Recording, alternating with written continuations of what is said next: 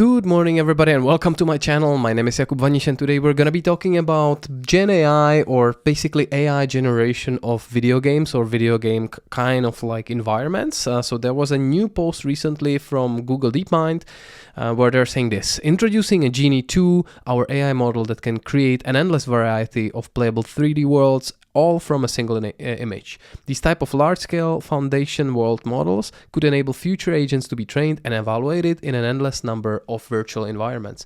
So let's take a look at this video that should be summing it up. Generate a playable world based on an image. Simple. This looks nice. It looks like some kind of a factory. Generate a playable game, with a robot. It's a 3D perspective, third perspective. Again, generating from an image. Here we have a yacht. You can see how it is being controlled as well. And here are some other examples. Quite a small video. Unfortunately, the actual quality of this is not the best, but this looks really impressive. I know there was more about this in a different. Okay, let's take a look. Yeah, this looks pretty good, though I would say the resolution is still pretty bad. It will probably get better as we are moving forward. So let's take a look at the other post here from Min Choi. So thanks a lot for summing it up. Here he is showing 10 wild examples, long video generation on the fly. Okay, so this is live, and this looks like some kind of a desert with a post-apocalyptic, environment in the back. There's like a city there. Again, the resolution is not the best, and the animations are kind of basic, but this works. And like, if you imagine how this can work, 2 years from now on some kind of handheld hybrid console, that might be the future of video game generation. This looks like this game called Prototype. Okay, he's having these high jumps. Yeah, now it's kind of hallucinating, but still, at least the environments are pretty damn impressive. Let's take a look at the other ones. This looks really good, diverse environment. So here we're having a racing genre. Yeah, this looks really good. Yeah, and again, the resolution is not the best of this, but this will be improved in the future, 100%. Object interaction, shooting barrels. See, this looked almost like some Counter-Strike or something like that. It totally looks like one map from Counter-Strike, to be honest. And that explosion animation is mighty impressive. Reflection, so ray tracing is one of the biggest things in video games these days. Look at these reflections in the puddles on the ground. Yeah, this looks really good. Also, the lighting looks quite high level. Gravity, so I think, yeah, here this looks like Ghost of Tsushima. Yes, okay, even the splashes in the water. Again, quite a bit basic, more like let's say PS2 kind of graphics. But yeah, overall very impressive stuff. What else do we have in here? Lighting, okay. Yeah, this looks good because look at the shadows generations and yeah, the light source, actually how it's reflecting on the walls, etc. Yeah, for one of the first models that they are actually showing, this looks really incredible. Smokes, okay, these volumetric kind of effects also don't look too bad. Okay, this one was short, 5 seconds. Here we already seen this yacht. All right, this next one looks like some kind of a Witcher, third person fantasy, and there is an NPC involved. Okay, that's great that it can also generate other characters. All right, and last but not least, we have this robot here in the woods. Yeah, that looks almost the best, I guess, out of them. Yeah.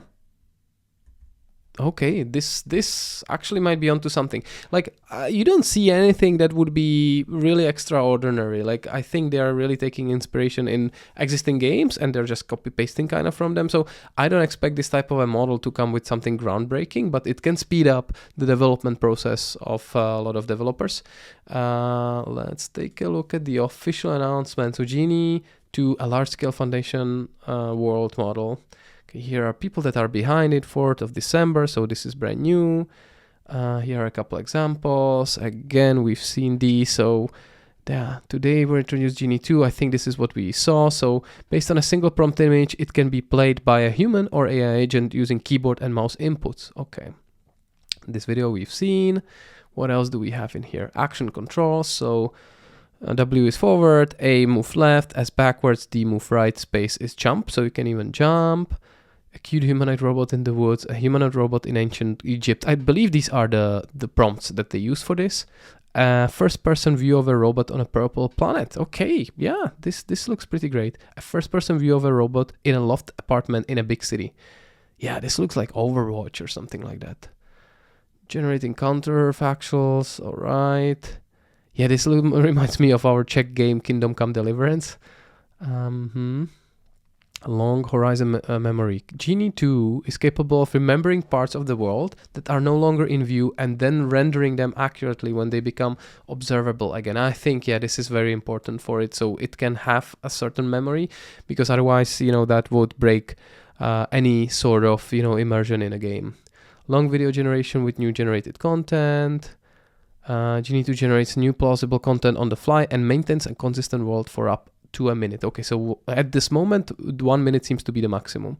Here you can even go underwater, it looks like, or you're swimming. Okay. Wow. Diverse environments. Yeah, okay, see, this is a different perspective, Diablo-like. Wow, this looks like Oblivion, this looks like Need for Speed. 3D structures. Genie 2 learn to create complex 3D visual scenes.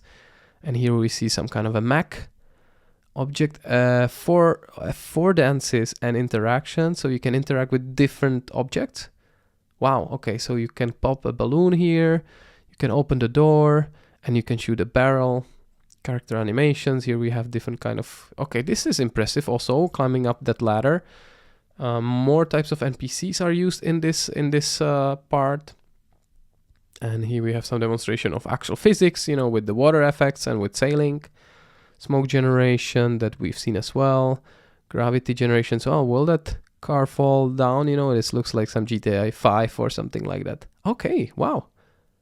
Well, yeah, that was not that impressive of a fall, but still pretty nice. And here, this looks like Alan Wake, somewhere in the woods with the torch. Reflections. This one is really impressive. The shadows, the lighting, the reflections. I like that a lot. Playing from real world images. So you can even upload real world images and then it will generate, content based on them. Here, standing by a waterfall, still here standing by a lake or something like that.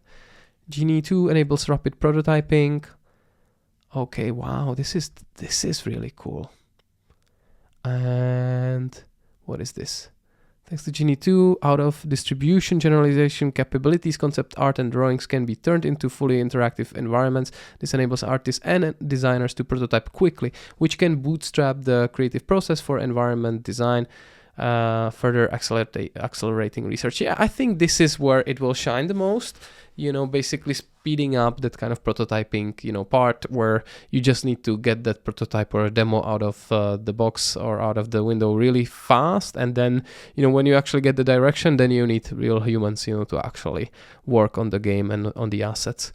AI agent acting inside the world model. By using Genie 2 to quickly create rich and diverse environments for AI agents, our researchers can also generate evaluation tasks that agents have not seen during training. Below, we show examples of SIMA agent that we developed in collaboration with game developers, following instructions on unseen environments synthesized by Genie 2 via single image prompt. Okay, this looks really impressive as a screenshot. And here we see it.